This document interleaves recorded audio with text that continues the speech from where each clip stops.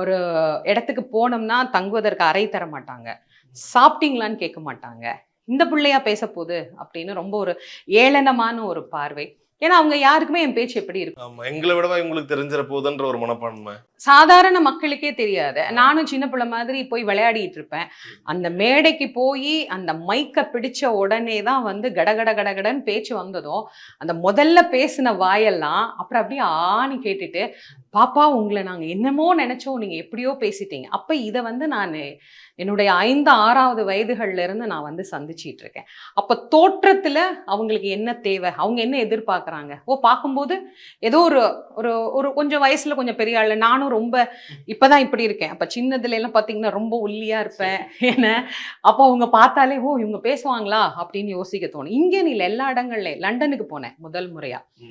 ஃப்ளைட்ல இருந்து இறங்கி வந்த உடனே கூப்பிட்டவருக்கு ரொம்ப நம்பிக்கை. இந்த குழந்தை பேசும். ஏன்னா, அவர் என்னுடைய பேச்ச கேட்டு தான் லண்டனுக்கு அழைச்சாரு. ஆனா, அங்க மத்த ட்ரஸ்டீஸ்க்கு எல்லாம் கூட இருக்கிற உறுப்பினர்களுக்கு எல்லாம் ஒரு சந்தேகம் வந்துருச்சு. இந்த பிள்ளையா ரொம்ப சின்னதா இருக்கே.